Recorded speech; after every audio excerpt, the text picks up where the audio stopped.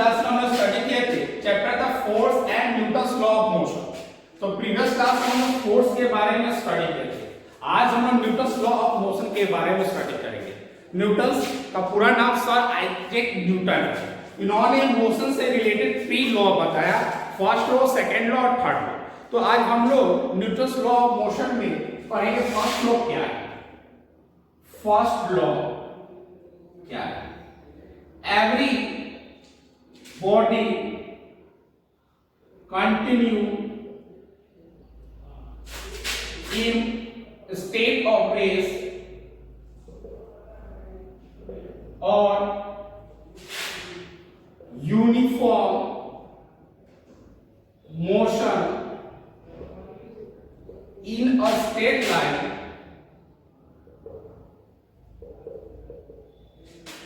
unless it is compelled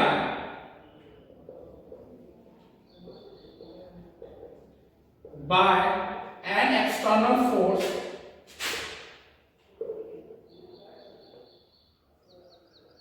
applied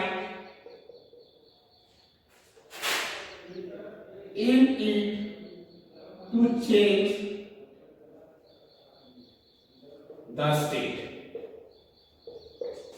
Every body continues in a state of rest or of uniform motion in a straight line unless it is compelled by an external force applied in it to change the state. Newton's first law में क्या है? उन्होंने ये कहा कि अगर कोई body rest में है तो वह कंटिन्यू रेस्ट में ही रहेगा। अगर कोई बॉडी मोशन में है तो कंटिन्यू वह मोशन में ही रहेगा। कब तक? जब तक उसके ऊपर में कोई भी एक्सटर्नल फोर्स अप्लाइड ना हो। दैट मीन्स अगर एक टेबल पर एक पेन को रख दे तो अगर यह रेस्ट में है तो कंटिन्यू रेस्ट में ही रहेगा जब तक इस पर फोर्स ना अप्लाई किया जाए, इसको मूव करने के लिए, इसके स्टेट को चेंज करने के लिए। अगर एक टेबल है जो स्लोप टाइप का बना हुआ है और उस पर इस पेन को अगर हम रख देंगे तो ये रोल करेगा, तो दैट मीन्स ये मोशन में है। तो जब तक ये रोलिंग सरफेस रहेगा तब तक ये कंटिन्यू रोल करते रहेगा जब तक इस पर कोई एक्सटर्नल फोर्स ना लगे। दैट मीन्स इस जब ये रोल कर रहा है तो अपोजिट में अगर कोई फोर्स ना लगाया जाए या एयर रेजिस्टेंस ना हो तब तक ये स्टॉप नहीं होगा।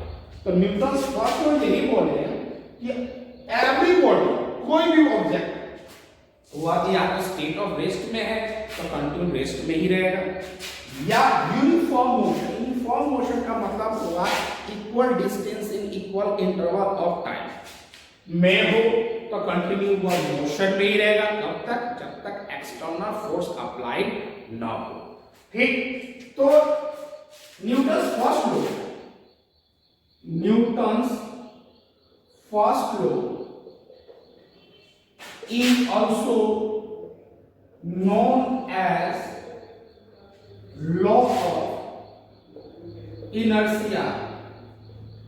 इसको हम लोग लॉ ऑफ इनर्शिया भी बोलते हैं। न्यूटन्स फर्स्ट लॉ का पूछा जाए कि अनदर नेम क्या है तो इसको इनर्शिया भी हम लोग बोलते हैं। अब इनर्शिया है क्या?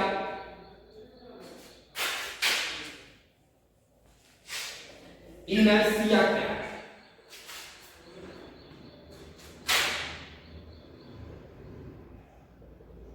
It is the resistance. It is the resistance of a body to change its state. It is the resistance. Resistance का मतलब होता है अपोज करना, विरोध करना, है ना? It is the resistance. ये रेजिस्टेंस इनर्शिया क्या है? रेजिस्टेंस है किसी भी बॉडी पर एक अवरोध बनाता है। अगर वह रेस्ट में है तो रेस्ट में ही रहने देगा, मोशन में है तो उसको कंटिन्यू मोशन में ही रहने देगा। इनर्शिया जो है ये 3 टाइप होता है। इनर्शिया का जो टाइप होता है वो 3 प्रकार का होता है।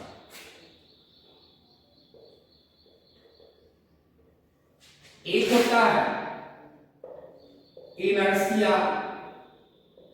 ऑफ रेस्ट, सेकंड होता है इनर्शिया ऑफ मोशन, और third one is inertia of direction.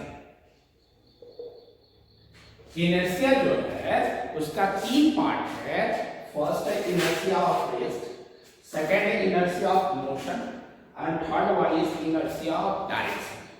और सवाल है इनर्शिया ऑफ रेस्ट क्या होता है? इनर्शिया ऑफ रेस्ट, तो यहां मैंने इनर्शिया का डिफिनेशन लिखा है, तो सेम होगा, it is the resistance of a body to change its state। तो जहां तक इनर्शिया का मैंने डिफिनेशन सेम लिखा, state of rest. Inertia of rest क्या है? It is the resistance of a body to change its state of rest. आप देखते हो क्योंकि गर्मी का मौसम है, आम का मौसम है, तो आम के पेड़ पर आम तो होगा ही, तो आम को तोड़ने के लिए विशेष तौर पर हम लोग क्या करते हैं, उस ट्री के ब्रांच को हम लोग हिलाते हैं, तो पका हुआ आम जो है वो नीचे की ओर गिर जाता है। ये due to inertia of rest. कैसे? तो पेड़ जब रेस्ट में था तो वो मैंगो उस ब्रांच में जो अटैच था वो अभी रेस्ट में था, लेकिन जब ब्रांच को हम हिलाए तो ब्रांच तो मोशन में आ गया, लेकिन हमारा जो मैंगो था वह तो मोशन में नहीं, रेस्ट में था, जिसके कारण मोशन वाले जो ब्रांच था उससे वह रेस्ट वाला जो मैंगो था वह डिस्कनेक्ट हो गया।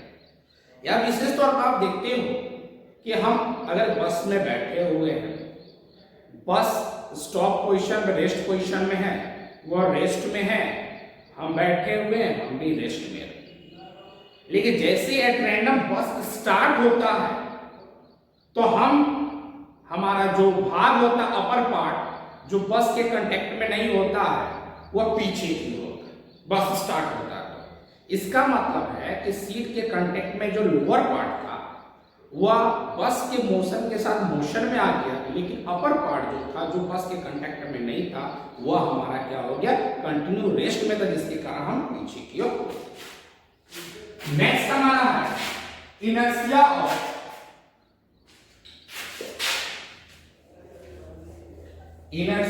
Of motion.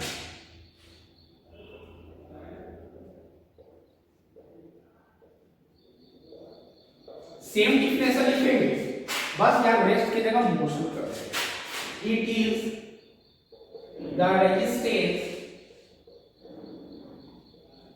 Of a body to change it state of motion. It is the resistance of a body to change it state of motion. इसमें क्या, उसमें मैंने बताया था एक बस है, उस बस में बैठे हैं, बस रेस्ट पोजीशन में है, हम भी रेस्ट पोजीशन में है, जैसे ही बस स्टार्ट होता है वी फॉल बैक। इसमें क्या है, स्टेट ऑफ मोशन का बात कर रहा है, बस मोशन में है, हम उसके कांटेक्ट में है, हम भी मोशन में है। एट रैंडम जैसे ही बस स्टॉप होता है, ऐसे ही बस स्टॉप होता है, तो हमारा हमारा जो लोअर पार्ट है, जो सीट के कांटेक्ट में, वो भी रेस्ट में आ जाता है, लेकिन अपर पार्ट तो मोशन में था, जिसके कारण हम कंटिन्यू मोशन में रहने के कारण फॉरवर्ड चले जाते हैं।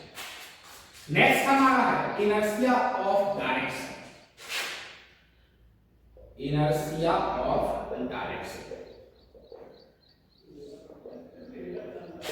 it is the resistance of a body to change its state of direction। इसमें क्या होता है कि विशेष तौर पर बरसात का मौसम होता है और बरसात के मौसम में बहुत ज़्यादा एरिया जो मड्डी फॉर्म हो जाता है, रोड जो होता है जो आपका सीमेंटेड नहीं होता है वो मड्डी फॉर्म होता है। जब उसमें बाइक चलाते हैं तो बाइक क्या होता है, स्लिप होता है, what due to the state of change the sense of direction. अब हम लोग आ रहे हैं, नेक्स्ट टॉपिक है हमारा मोमेंटम। नेक्स्ट टॉपिक है हमारा momentum. It is the product of it is the product of the mass of the body and its velocity। Momentum क्या है? It is the product of mass of the body and its velocity। Momentum क्या है? It is the product of mass of the body and its velocity. Momentum it is indicated by, it is denoted by P. Momentum को हम लोग किससे indicate करते हैं? P से। It is a vector quantity, it is a vector quantity. मैं पहले से डिस्कस कर चुका हूं कि वेक्टर क्वांटिटी क्या होता है, those physical quantity which has both magnitude as well as direction. अब सवाल है कि वेक्टर क्वांटिटी क्यों होता है? क्योंकि मैंने अभी बताया कि मोमेंटम जो है वह है मास इनटू वेलोसिटी। मास है स्केलर क्वांटिटी और वेलोसिटी है वेक्टर क्वांटिटी, और product of scalar and vector जो होता है वो वेक्टर क्वांटिटी होता है। इसीलिए हमारा मोमेंटम जो है वह कौन सा क्वांटिटी है? तो वेक्टर क्वांटिटी है। ऐसा यूनिट ऑफ मोमेंटम, अब देखिए ऐसा होगा मोमेंटम क्या होगा, तो momentum is equal to mass into velocity है। तो मास का यूनिट क्या होता है? तो किलोग्राम होता है, और वेलोसिटी का यूनिट क्या होता है? तो मीटर पर सेकंड होता है। तो आप बोल सकते हो ऐसा यूनिट ऑफ मोमेंटम क्या होता है? किलोग्राम मीटर पर सेकंड। जिस तरह हमारा Newton's first law of motion जो है वह इनर्शिया रिलेटेड था, उसी तरह हमारा Newton second law of motion जो है वह डिपेंडेंट अपॉन द मोमेंटम। अब हमारा है कि Newton second law of motion क्या होता है।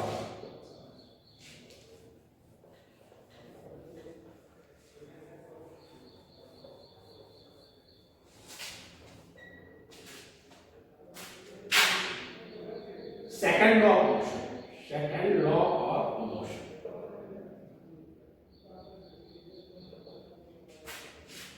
The rate of change of momentum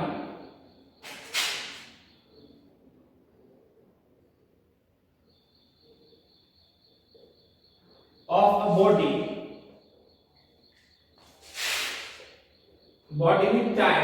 with time is directly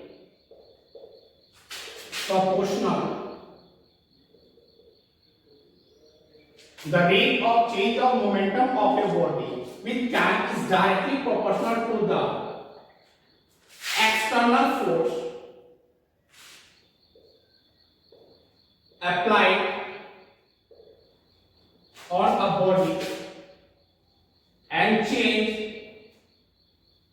in the direction of the force. The rate of change of momentum of a body with time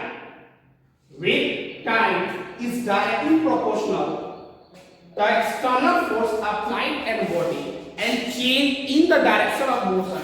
मतलब जिस direction में force लग रहा उसी direction में वह क्या होगा? चेंज।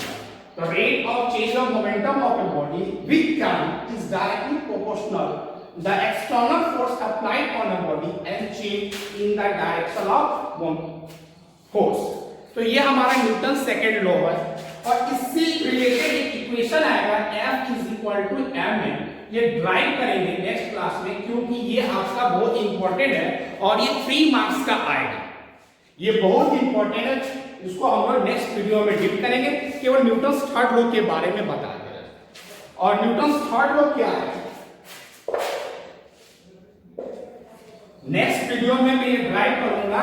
ये बहुत इंपॉर्टेंट है। F is equal to ma, product of mass and acceleration. And Newton's third law सबसे सिंपल है। To every action there is equal and its opposite reaction। हम चलते हैं, लिखते हैं, बहुत सारा वर्क जो करते हैं वो related to Newton's third law of motion होता है। इसमें क्या है, जो भी एक्शन होगा उसका इक्वल और अपोजिट क्या होता है, रिएक्शन। आप रॉकेट को भी देखते हो, Newton's third law of motion follow करता है। हम चलते हैं, स्विमिंग करते हैं, लिखते हैं, ये सारा चीज जो है वो Newton's third law of motion पर ही रिलेटेड है। नेक्स्ट वीडियो में मैं आपको ड्राइव करके दिखाऊंगा कि F is equal to ma कैसे हो। आज के लिए इतना, थैंक यू।